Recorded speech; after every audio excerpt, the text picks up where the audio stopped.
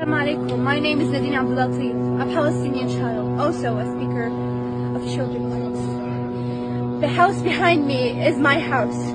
The house behind me is the house that I lived in my whole life, that I lived in with all of my memories. 7 people were killed, were martyred.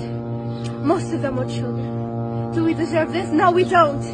How many times do I have to repeat this message? No, no, no. We can't live like this anymore. We're children. We're people. We're humans. Obviously, everything should be done within international law. Serbian forces carried out a sustained campaign of shelling, systematic expulsion, denial of food, water, electricity, sanitation and medical treatment, bombing, burning, brutal killings and torture, which reduced the city to rubble and destroyed its Croat population.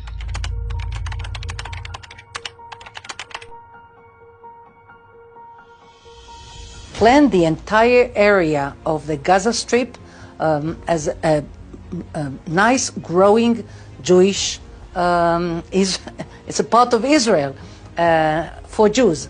I think the Arabs will not, in spite of the fact that there are big numbers of Arabs, 2 million, they will not stay in Gaza. They will go to Egypt, to Turkey, to Germany, to Holland, to Britain, and to the Americas. A siege is appropriate? Cutting off power, cutting off water? Well, I think that Israel does have that right. It is an ongoing situation. Obviously, everything should be done within international law. 100% the people here in Palestine are supporting what South Africa did. And despite having second thoughts about the way the legal system is running around the world, we still believe this is a step in the right direction, and that together with ensuring that the Palestinians remaining steadfast here on Gaza, together with this court case, and together with some of the actions I'm going to mention to you now, I believe that we are on the right path. I believe that there is light at the end of this tunnel, and I believe that similar to the women giving labor in the maternity ward beside me, yes, we are going through challenges. However, the result, the outcome is a beautiful baby. The result, the outcome is a free Palestine and a domino effect that will take place to anyone who wants freedom from those ridiculous man-made political, social and economic system that has done a lot of unjust to people around the world. So the first thing you can do is boycotting. Continue your boycotting efforts to those Zionist corporations, to corporations that are openly supporting the Zionist agenda.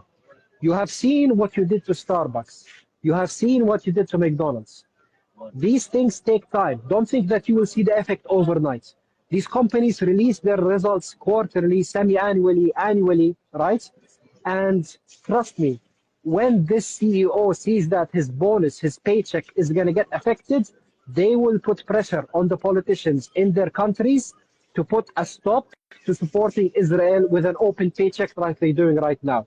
So trust the process, continue boycotting in a strategic manner, follow the different trends, see who the companies are, and continue the boycotting. That's number one. Number two, you guys are already doing it. Social media. Don't stop telling the truth. We are not making propaganda. We are telling the truth about what's happening here. Continue to create content on different platforms. Just liking, sharing, commenting. Don't belittle any of these activities. Like Uncle Wael said, pebble by pebble. You know, these small pebbles, they don't create a big difference. But millions of pebbles together, they create a solid mountain. So don't stop doing the work you are doing on social media. So number one, boycotting. Number two, social media. Number three, demonstrating on the ground. Don't underestimate these public demonstrations that are happening in the millions, in cities all around the world, with people from different perspectives or from different norms, or people with different religious or creed backgrounds. Get together, talk to each other, let the world see what you are talking about. You don't know how many people who are neutral have now been convinced because of what they have seen. You don't know how many politicians have been swayed because of what they are seeing. They are afraid to lose their electoral vote. And you don't know how much it boosts the morale of the people here. Everyone here has a smartphone. And whenever they have access to the social media, the first thing they see is, wow, look at the people around the world supporting us in different languages, different skin colors, different time zones. They would never have thought this would happen. And this gives us a big boost that what is happening here is now not only about Palestinians, but it's a global movement. So don't stop demonstrating. Number 4, continue to lobby your politicians.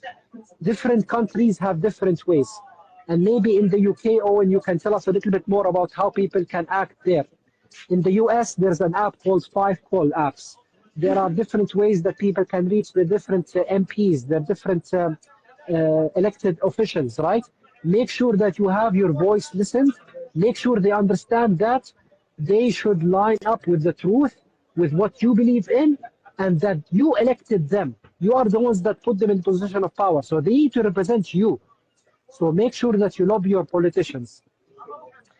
Number 5, donate, but wisely. You know, right now, unfortunately, I don't like to talk about this, but it's a reality. There are a lot of online scams right now happening. There are a lot of people trying to use this way in order to enrich themselves in illegal manners, right? People saying that, oh, we are in Gaza, etc., or organizations even that are claiming to help, but actually don't have any kind of help on the ground here. So do your homework, donate wisely, connect with organizations who you are sure have work here on the ground. Speak to Palestinians that you trust, your colleagues at work, your friends, your neighbors, people with family members here in Gaza. Ask them what is the best way to ensure that aid reaches us here immediately, because this aid is needed now, not later. Number 6, continue education and learning. We talked about learning more about Zionism, Palestinian, Israeli history, and Islam.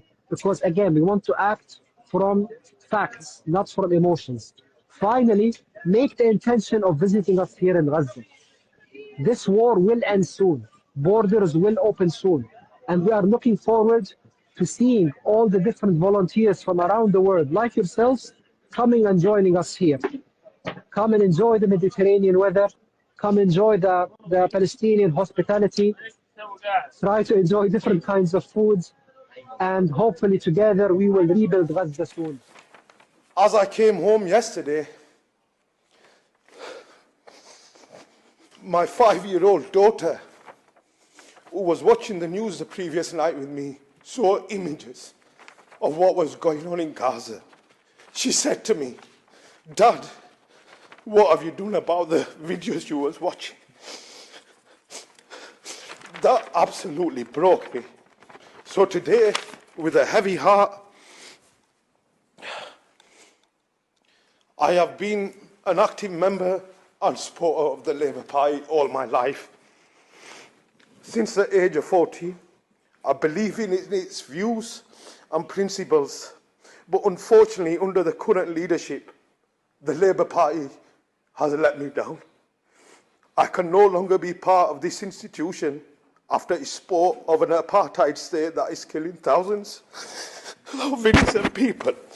Having killed over 25,000 people in the last 100 days, it's with a heavy heart I leave the party I always loved. And I believe I might rejoin in the future if its leadership is changed and the view on Palestine and places like Kashmir and Ukraine have been made. This decision was made by the residents that elected me in Dewsbury West. It's not a light decision I have taken today. Thank you, Mr. Mayor.